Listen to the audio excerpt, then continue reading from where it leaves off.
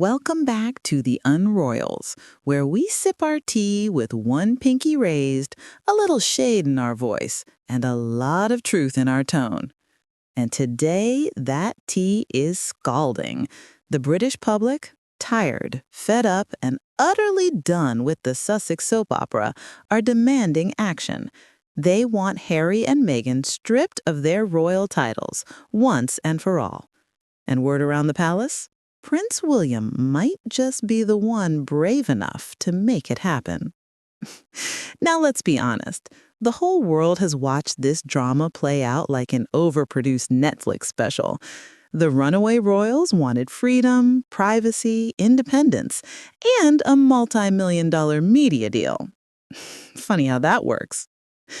But here's where things get real. The British public, who've spent years rolling their eyes at the Sussex circus, are now pointing out something that makes total sense. If Prince Andrew was stripped of his titles after disgracing the family name, then why on earth should Harry and Meghan, who've dragged that same family through every cock show, interview, and docuseries imaginable, still get to call themselves Duke and Duchess? Fair question, right? Because make no mistake, this isn't about petty dislike. It's about principle. The monarchy, like any institution that survives for over 1,000 years, relies on dignity, loyalty, and decorum. It's built on service, not self-promotion.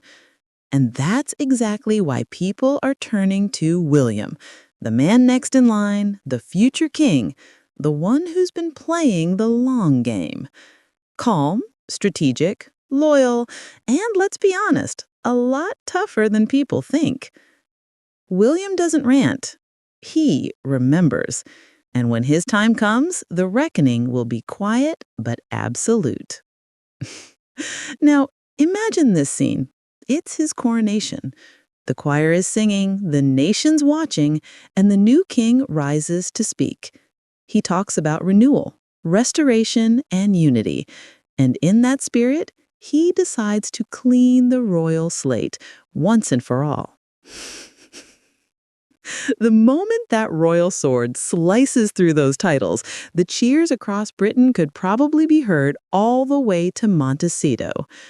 Because here's the truth no one in the Sussex camp wants to face. Titles are not souvenirs. They're symbols of duty. And you can't preach rebellion while cashing in on the crown. For years, Harry and Meghan have balanced on this bizarre tightrope, royal when convenient, private citizens when cornered. One minute, they're denouncing the monarchy, the next, they're signing book deals because of it. It's like trying to quit your job while keeping the paycheck. The hypocrisy has worn the public thin. People are done watching two millionaires in California play the victim while their Netflix cameras zoom in on their luxury mansion.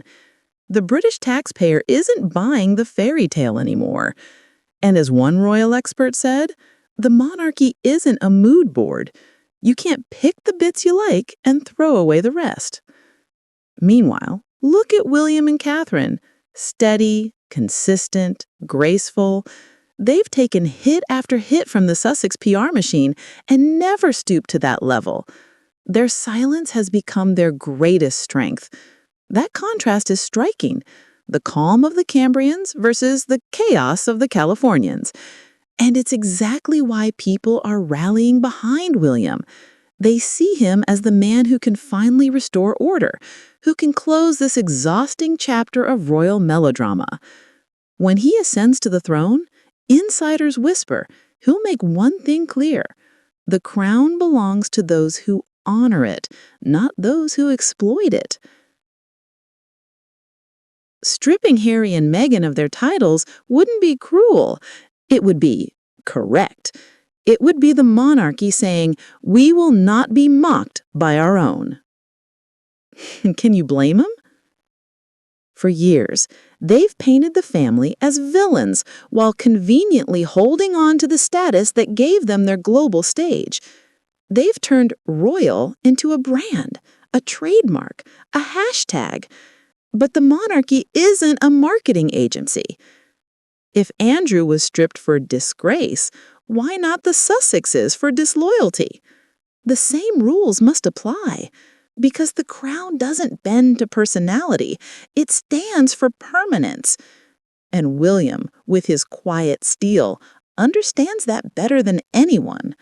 He's the product of duty, raised by a queen who worked until her final breath, guided by a father who endured decades of public scrutiny, and driven by a desire to protect the institution his mother loved but struggled within.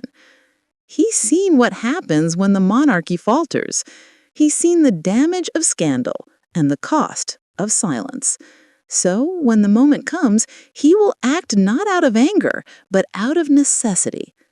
The public will cheer, the palace will breathe, and the monarchy will stand a little taller again. Because this isn't about punishing Harry and Meghan, it's about protecting something far bigger than them.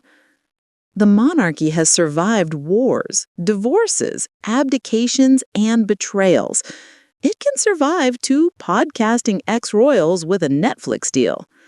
And the stripping of those titles will be the final act in this modern royal drama, a symbolic end to the chaos and a fresh start for the institution.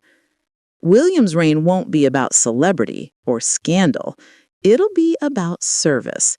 It'll be about restoring the old-school grace that made the monarchy admired around the world.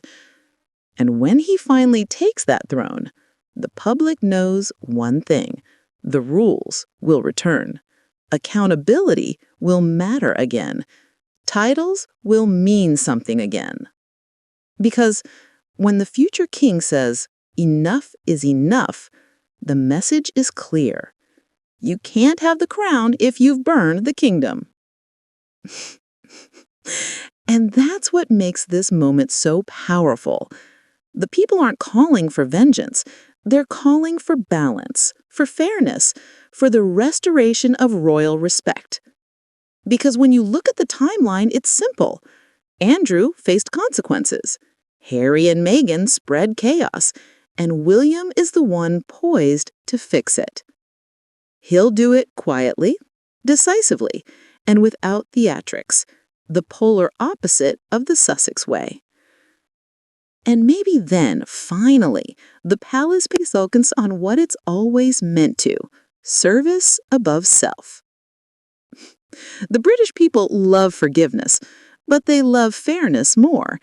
And in their eyes, keeping those titles after years of betrayal is anything but fair.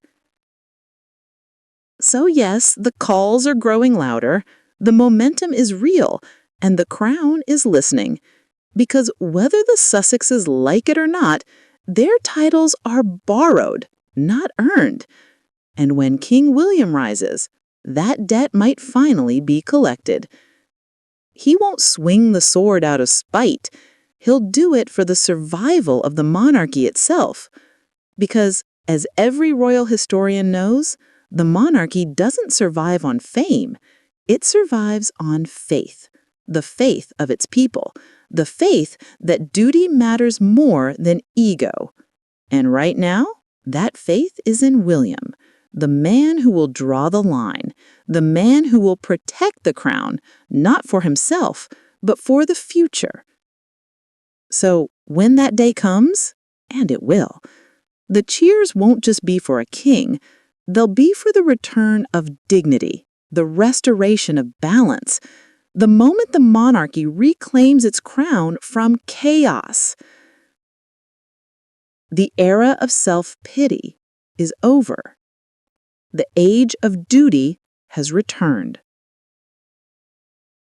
And that, my friends, is the royal correction the world has been waiting for.